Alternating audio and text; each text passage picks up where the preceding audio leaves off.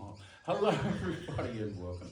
I'm Ranger Mick and you're watching the Australian Reptile Park. Make sure you tag all your friends to have a look at this too. We're going to really talk today about one of our most iconic Australian species, the koala. And oddly enough, everybody loves them. Not many people know a lot about koala. A lot of people think they're bears. Well, they're not bears, just koala. Even the word koala, a lot of people assume that it translates as no drink. But that's not really correct. You see, koalas do drink. Now, during the winter time, their water requirements are minimised and they access most from the leaves that they eat. But during the summer, they do become amenable to drinking from still bodies of water. Now, in our recent bushfire events, lots and lots of scenes all over the internet of people feeding koalas from bottles. Big mistake. A koala is incapable of drinking with their head above the body. So, if a koala needs to drink, still body of water, water bowl, not even a bucket, if they're climbing up into it, disaster. Water runs into the lungs. Their anatomy is a little different to ours. They can't swallow water with their head up. It runs into the lungs. It's called dry land drowning or aspiration pneumonia. So please never ever do that. Palm of your hand if you really have to offer a koala water. Now, what do koala eat? Wow, gum leaves, everybody knows that. But oddly enough, not just eucalypt. If you're a koala, you're quite partial to acacia, bottlebrush, lily-pilly, peppermint bush, banksia, even apples. Big males in particular enjoy a slice of tart apple from time to time. If I ever have a koala out of the enclosure, we don't call for a chainsaw. We wave an apple at him and he slides down a tree like a fireman down a pole. Now, one of the other stories that we hear all the time is that koalas are disgusting because they feed their poo to their babies. Well, yes and no. It's actually called pap feeding. If you're a baby koala, you've grown up on mum's milk. When it's time for you to digest solid food, i.e. the leaves, you're incapable of doing it unless you have a little colony of digestive enzymes in your tummy tum tum. Now, you're not born with it, and the way that mum provides it is by taking a little bit of her own poo and feeding it to her baby. Now, koala poo is not the worst thing in the world, believe you me. In fact, it looks very much like chocolate-coated bullets. If you take the chocolate off, a little bit of licorice you got left. Now, years ago, we used to do a pap feeding show, and I'd put some chocolate-coated bullets on the ground. We'd bring in the crowd, we'd have a bit of a chat, and I'd pick one up and eat it. Well, we don't do that show anymore, do we, Amanda? Amanda's on the camera today. You see, one morning, just before the show, Amanda replaced the chocolate-coated bullets with fresh steaming koala poo. Yes, it was just hilarious. The upside is, haven't had a cold ever since. Now, we don't recommend eating koala poo, but that's certainly the way that the little ones receive that digestive enzyme. We think it also might boost their immune systems as well. Now, when it comes to eucalypt, not every one is suitable. We've got around about 1,000 varietals across the country, and about 126 of those are actually suitable koala food.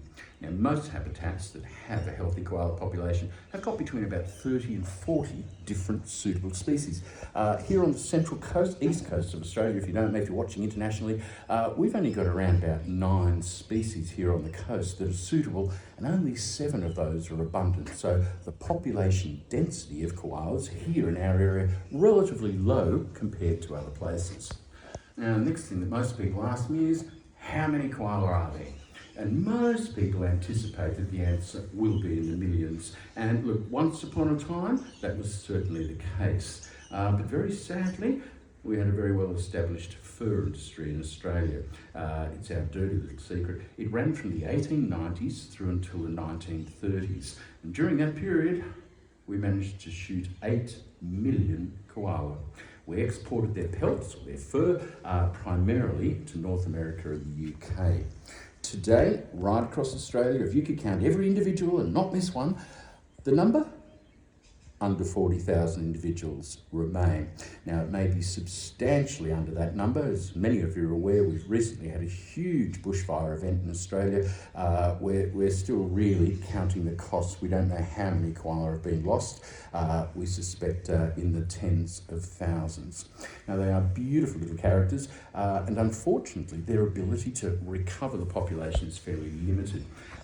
Unfortunately, they're fairly sickly species. They suffer from several things. So So things that really affect them are diminishing habitat and, of course, fragmentation of the remaining habitat. Predation by wild dog. Koalas don't really jump from tree to tree. They descend from one tree and walk across the forest floor. And this time on the ground means that they're quite liable to be preyed on by wild dog, who incidentally tend not to eat them. The flesh of the koala is tainted with that eucalyptus taste, so unfortunately dogs tend to kill them but not actually consume them. Now the other big indicators for them are, of course, bushfires and car accidents on the road. The males tend to roam, so a lot of genetic information is lost in car accidents, disproportionate number of males. And the nastiest thing of all, well, not nastier than being burnt alive or run over, but really nasty way to go is chlamydia. Now this is a sexually transmitted disease, not dissimilar from the strain that afflicts humans, and the males tend to be relatively asymptomatic, but unfortunately this leads to infertility in the females and a diminished lifespan.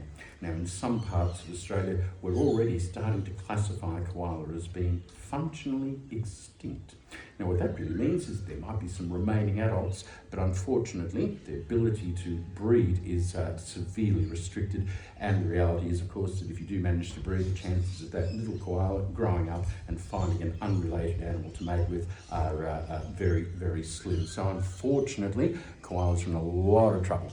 And here at the Reptile Park, they're one of our favourite species, and over the last 18 months we've increased our holding of koala here at the park from around about 18 individuals to almost 50.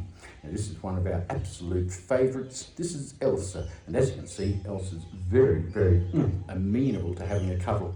Now she was hand raised here at the Reptile Park by one of our wonderful keepers, Hayley, and she really is the koala whisperer.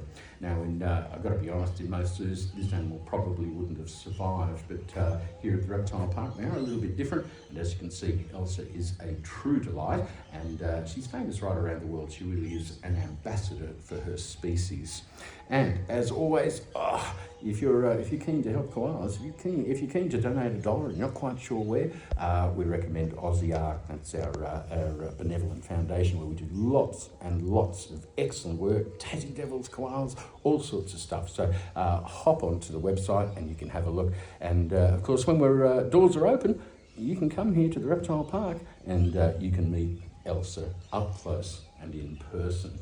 Now we quite often have a little bit of time for some questions, and Amanda's nodding at me behind the camera there. And what have we got, Amanda?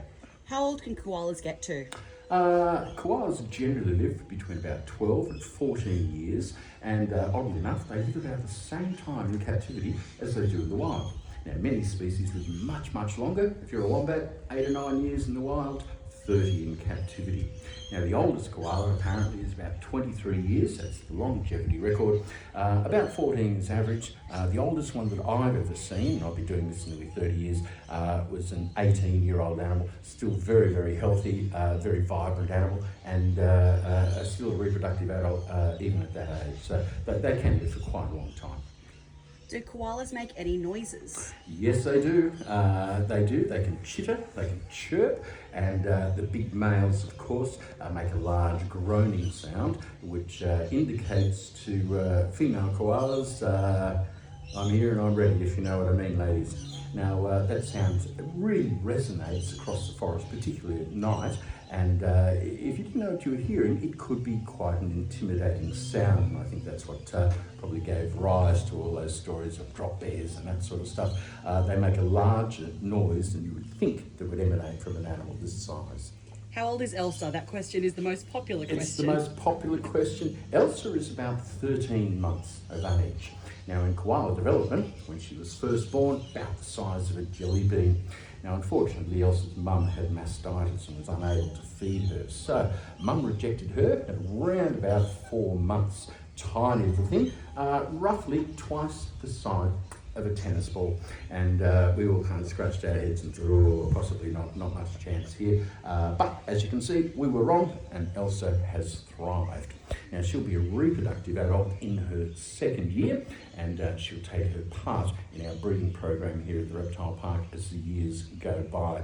But she's certainly very, very friendly. I've been working with koalas for a very long time, and very rarely do they sit still during an interview. Very well do they normally turn around and just face away. You end up spending the whole time looking at koala's bum. But as you can see, this one, she seems to know what's going on here right now.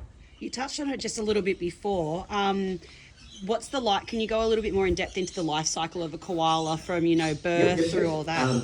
Jelly bean-sized baby makes its way from the birth canal into mum's pouch, and we don't actually see it again for several months.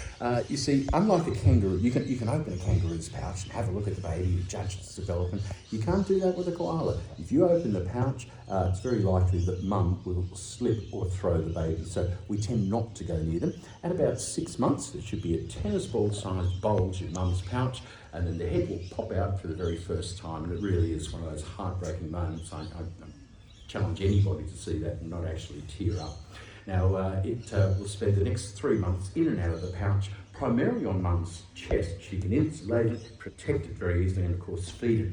But over the next 3 months, we're now around about 7 or 8, maybe 9 months of age, that little bub's too cumbersome for mum's chest, so it will move around onto her neck and back in that stereotypical picture of mother and baby koala.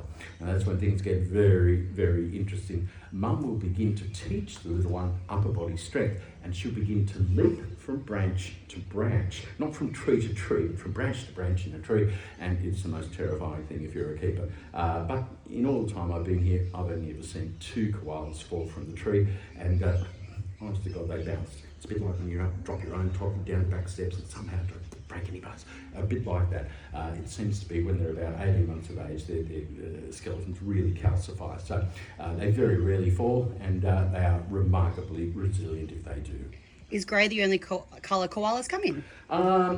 Primarily it's grey, browny grey, darker shades, lighter shades, depending on where you are. Some are very, very dark. This one is absolutely delightful in her very, very light colour. I actually love this one. Their size varies as well. The further south you go down the east coast of Australia, proportionately larger koala. They need a slightly larger thermal mass to deal with the cold. If you're a koala in far northern New South Wales, you tend to be proportionately smaller. And last question, how many koalas do we have here at the Australian Reptile Park? I think we've got 47, 48, I think it is. We're heading for 50, and